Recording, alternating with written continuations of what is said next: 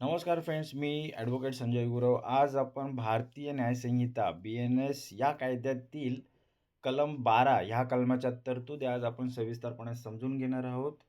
तर हे कलम भारतीय न्यायसंहिता कायद्यातील कलम 12 हे अनेक गुन्ह्यांनी मिळून बनलेल्या गुन्ह्यासाठी शिक्षेची मर्यादा स्पष्ट करते. जेव्हा एखादी व्यक्ती एकाच वेळी अनेक छोटी-छोटी कृत्ये करते, जे एकत्रितपणे एक मोठा गुन्हा ठरतात.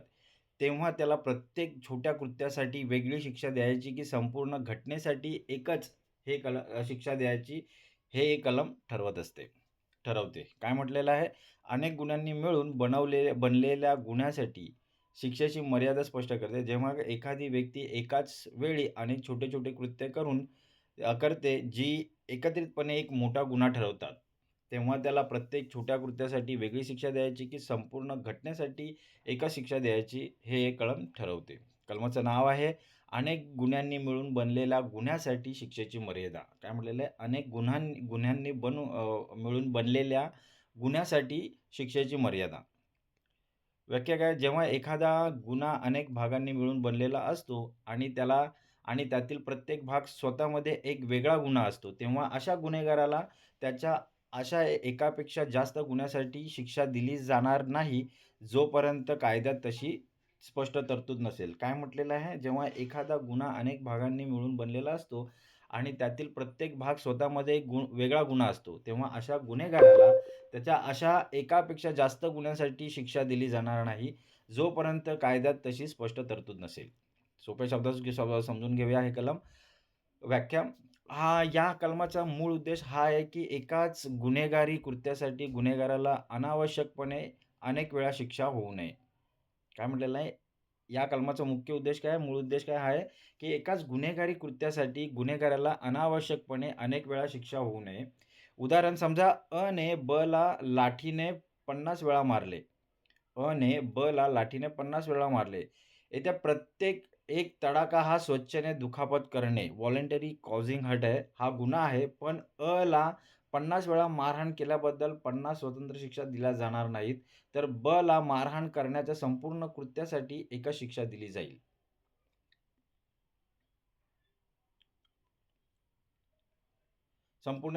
एकच शिक्षा दिली. उदाहरण 2. मात्र जर बला मारत असताना जर बला मारत असताना मध्ये वाचवायला आला आणि ने लाही मुद्दाम मारले, तर इथे ला 2 स्वतंत्र गुन्ह्यासाठी, एक ला मारल्याबद्दल आणि दुसरा ला मारल्याबद्दल, अशा 2 स्वतंत्र शिक्षा होऊ शकतात. काय म्हटलेलं आहे? पुन्हा एकदा समजून घ्या. समजा जर ने ला लाठीने 50 वेळा मारले, येथे प्रत्येक एक लाठीचा जो मार आहे, तडाखा आहे, हा स्वच्छेने दुखापत करणे, व्हॉलंटरी कॉझिंग हर्ट आहे, हा एक गुन्हा आहे. पण ला 50 वेळा मारहाण केल्याबद्दल 50 स्वतंत्र शिक्षा दिल्या जाणार नाहीत. तर ला मारहाण करण्याच्या संपूर्ण कृत्यासाठी जे 50 वेळा लाठीने मारले, त्या 50 वेळा मारलेल्या कृत्याला एकत्रित करून एकच शिक्षा दिली जाईल.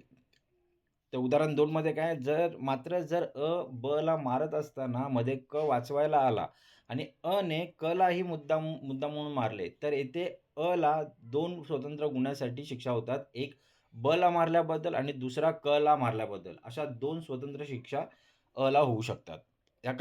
हा कलम का अस्तित्वात आले?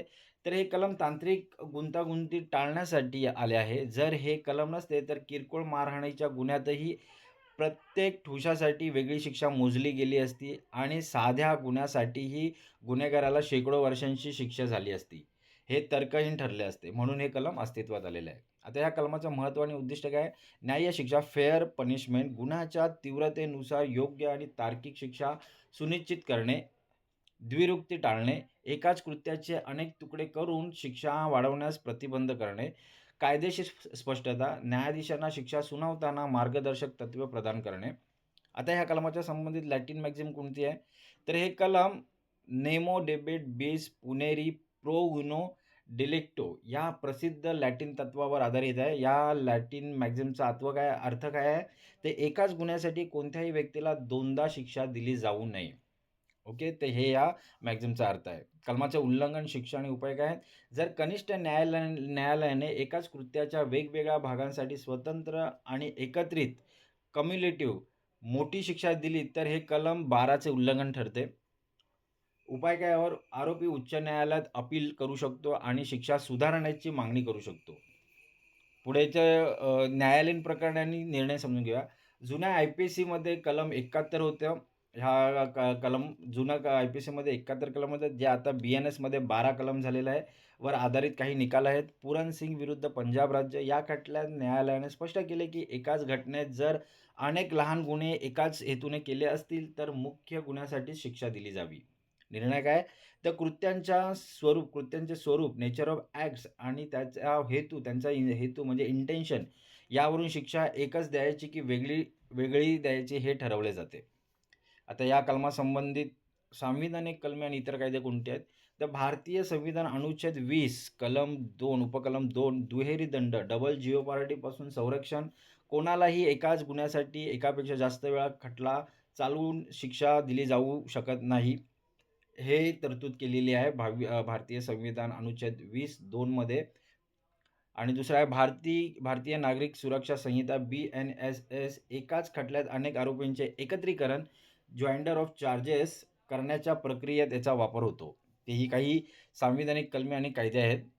कलमाची समीक्षा कशी करता येईल? कलम 12 हे कायद्यांचे संतुलन राखते. हे गुन्हेगाराला तांत्रिक कारणास्तव मिळणाऱ्या अतिरिक्त कठोर शिक्षेपासून वाचवते. मात्र काही वेळा गंभीर गुन्ह्यांमध्ये, उदाहरणार्थ दंगल यांसारख्या गुन्हेगार या कलमाचा आधार घेऊन आपली शिक्षा कमी करण्याचा प्रयत्न करतात. तिथे न्यायालयाला अधिक सावध राहावे लागते. निष्कर्ष काय? कलम 12 हे भारतीय फौजदारी कायद्यातील प्रमाणबद्धता, प्रोपोर्शनॅलिटी सुनिश्चित करणारे कलम आहे. हे स्पष्ट करते की शिक्षा ही केलेल्या अन्यायाच्या प्रमाणात असावी, न की ते केवळ कृत्यांच्या संख्येवर आधारित असावी.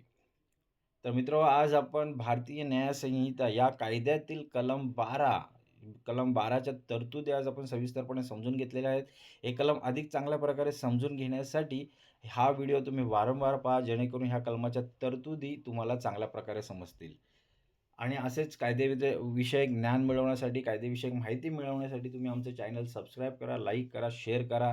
आपल्या प्रियजनांना, मित्रांना फॉरवर्ड करा, जेणेकरून त्यांनाही कायद्याची माहिती मिळेल, त्यांचंही कायदेविषयक ज्ञान वाढेल.